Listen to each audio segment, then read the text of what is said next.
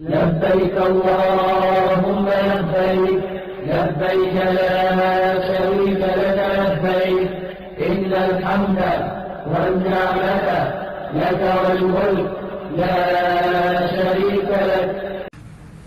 أعوذ بالله من الشيطان الرجيم.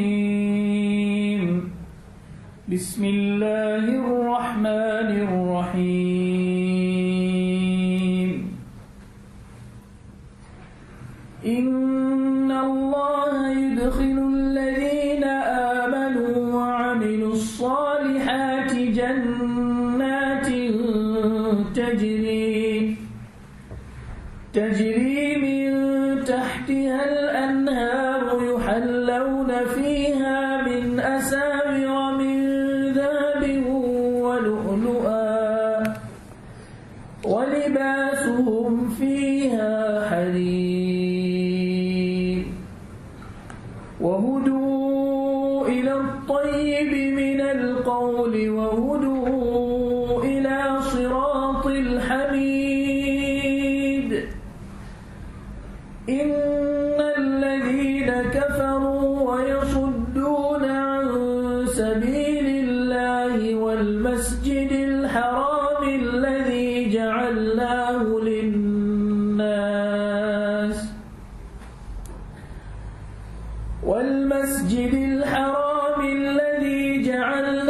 للناس سواء العاكف فيه والباد ومن يرد فيه بإلحاد بظلم نذقه من عذاب أليم. صدق الله العظيم.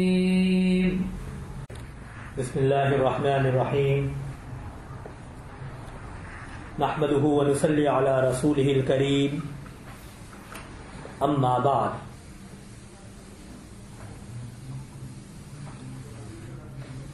Almighty Allah Tabarak wa Ta'ala in verse 23 and verse 24 of Surah Hajj mentions the rewards that a believer will get in the Akhirat.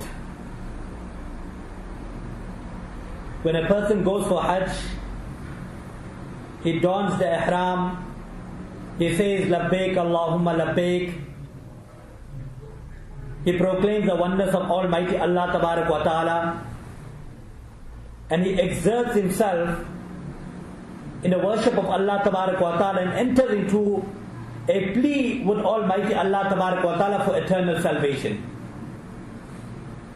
He makes dua for Almighty Allah Tabarak wa Ta'ala that he must die on Iman. Allah must grant him entrance into Jannat and paradise. And Allah must save him and protect him from the fire of hell. A Haji should always put in front of him life after death and the ni'mats and bounties that Almighty Allah Tabarak wa Ta'ala has kept in store for him after he dies and when he goes into Jannat and paradise, inshallah. It is mentioned in one hadith, عن أبي هريرة رضي الله تعالى عنه قال قال رسول الله صلى الله عليه وسلم أعددت العباد الصالحين ما لا عين رأت ولا أذن سمعت ولا خطر على قلب بشر. The hadith of Qudsi, Rasulullah sallallahu alayhi wa sallam says that Allah Tabarak wa Ta'ala says that I have prepared for my pious servants in Jannat, in paradise, such ni'mats and such bounties that no eye have seen, no ear have heard, and the thought of such bounties and ni'mats have never even come across the heart of any individual. In one hadith, it is mentioned, عن عبادة ibn Samit رضي الله تعالى عنه قال في الجنة 100 درجة ما بين كل درجتين كما بين السماء والأرض والفردوس أعلاها درجة. In Jannat there are 100 stages, and between every 2 stages of Jannat the area is between the sky and the earth. And Jannatul Firdaus is the highest darja in Jannat. Minha tufujjira adharu Jannah al-arba'a. And it is from Jannatul Firdaus the 4 famous streams of Jannat also flow. Rasulullah sallallahu alayhi wa sallam says, فَإِذَا سَأَلْتُمُ اللَّهِ فَاسْأَلُوا الْفِرْدَوْسِ. When you ask Allah tabarak wa ta'ala for Jannat, when you ask Allah tabarak wa ta'ala for a place in paradise, ask Him for the highest place in Jannat, and that is Jannatul Firdaus. The environment in Jannat will be wonderful, very, very beautiful. The people in Jannat were very soft-hearted people. An Abi Hurairah radiallahu ta'ala anhu قال رسول الله صلى الله عليه وسلم يدخل الجنة أقوام أفئدتهم مثل أفئدة الطير. The people that will enter Jannat, their hearts will be soft like the hearts of birds. Rasulullah sallallahu alaihi wasallam also describes the layout in Jannat. He says that the ground in Jannat will be from saffron. One can imagine saffron is such an expensive commodity, but the ground in Jannat will be from saffron. And the stones and the pebbles of Jannat will be rubies and precious stones. The buildings in Jannat will be gold and silver, 1 brick of gold, 1 brick of silver. And in this world, when we attach 1 brick to another brick, we apply plaster between the 2 bricks. The plaster in Jannat will be made out of musk. So one can imagine the building of gold, silver, and the plaster that's going to attach both the bricks in Jannat will be of musk. What a beautiful sight that will be. The people will enjoy so many bounties and ni'mas in Jannat that Almighty Allah Tabarak wa Ta'ala will tell the people, wish and desire more.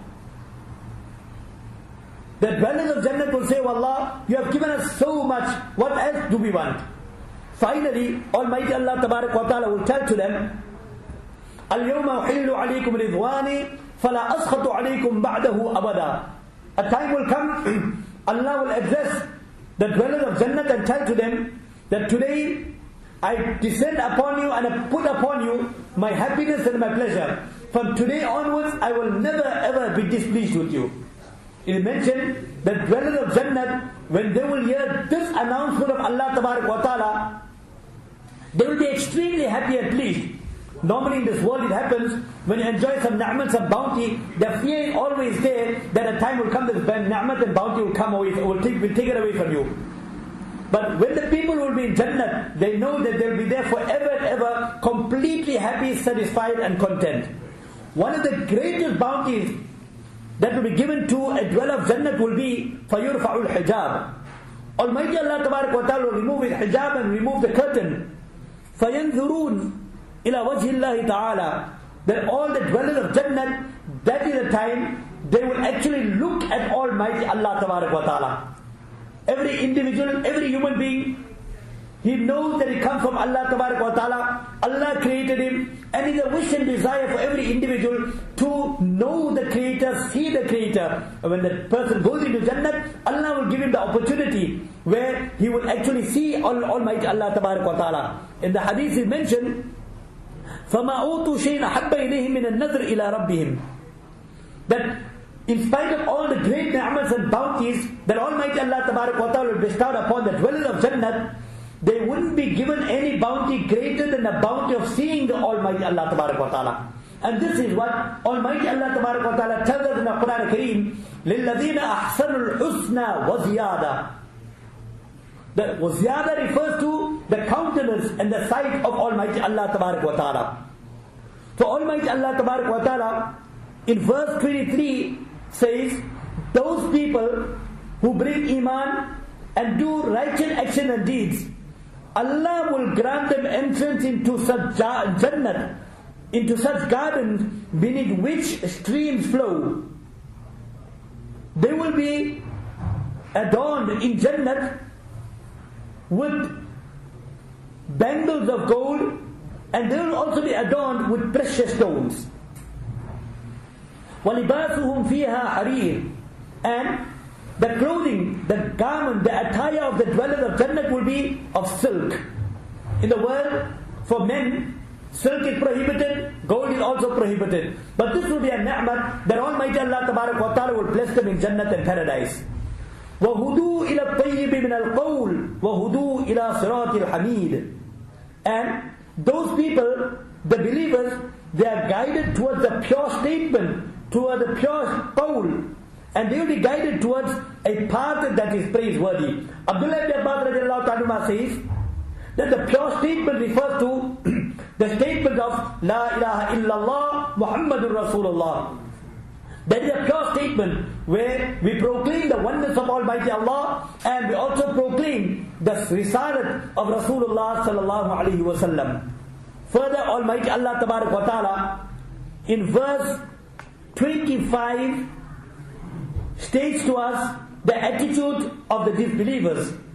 إن الذين كفروا ويصدون عن سبيل الله والمسجد الحرام الذي جعلناه للناس سواء العاكف فيه والباد ومن يرد فيه بإلحاد بظلم نذقه من عذاب أليم. The translation of this verse is, verily those people who have adopted kufr, they have made kufr, and they prevent people from the path of Allah, and they prevent the people from Masjidul Haram.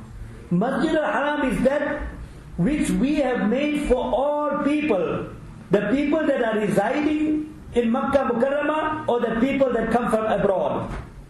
And that person who intends in the Haram ilhad, un-Islamic activities, coupled with zulam, coupled with kufr and shirk, then we will make him taste a painful punishment in the akhirat.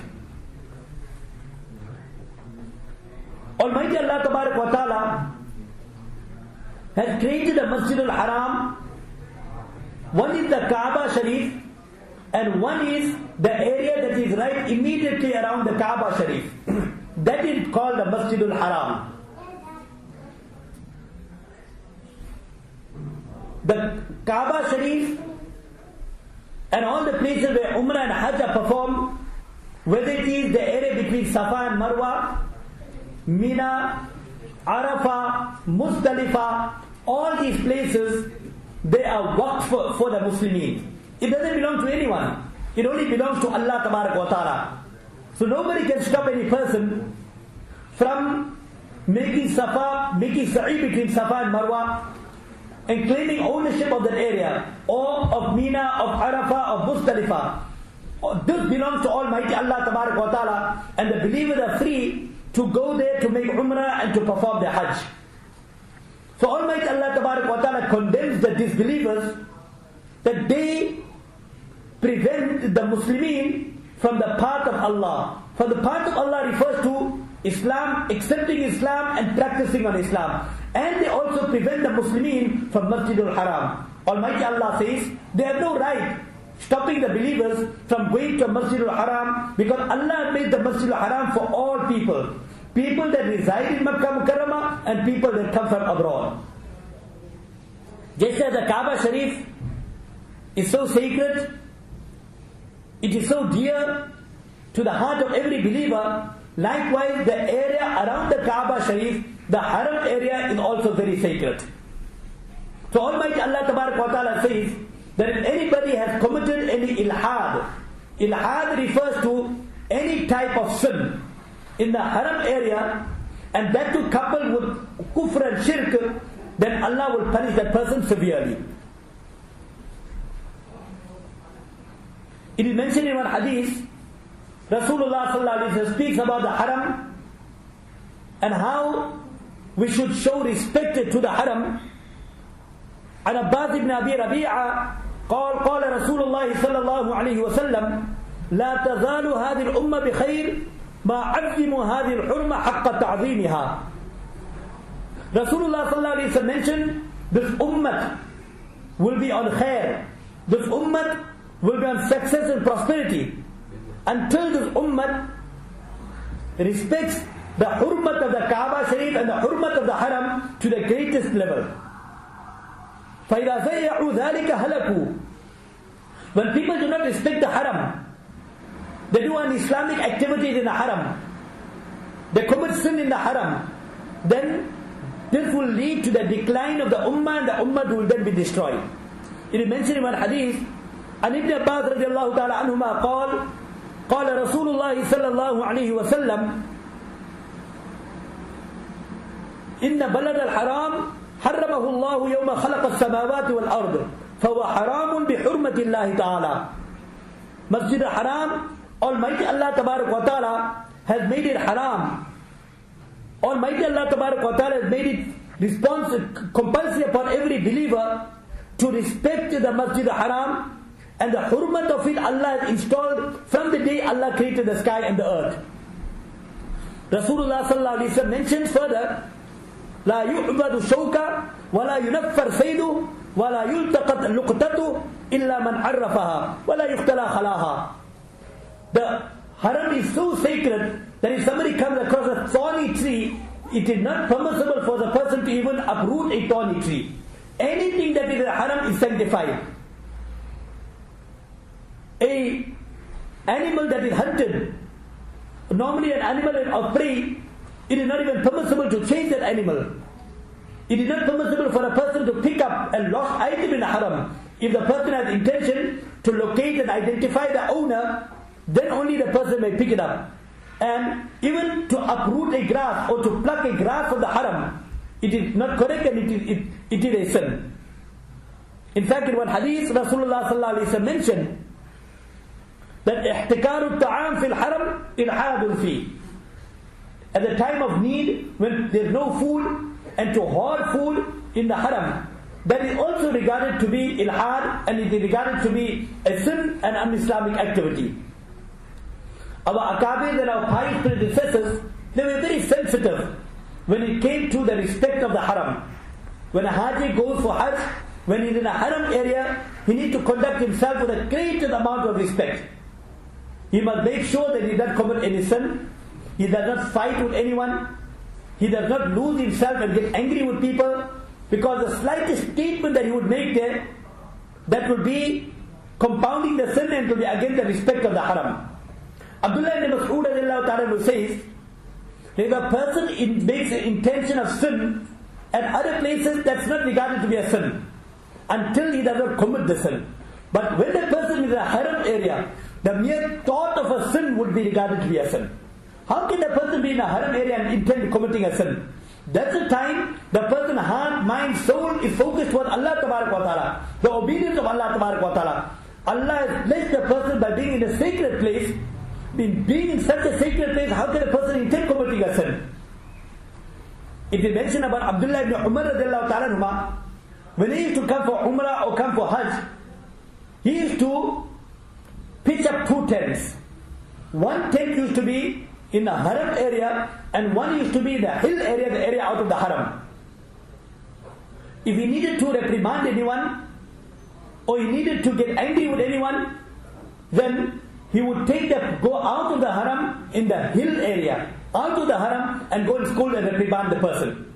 So somebody asked him, then why do you have to do that? Why can't you reprimand the person in the haram area? He says, to reprimand the person in the haram area, to get angry with the person, to take an oath and say Wallah, Tallah, Billah, these are statements of oath in the Arabic language, that is also regarded to be ilhad in the haram and disrespectful to the haram.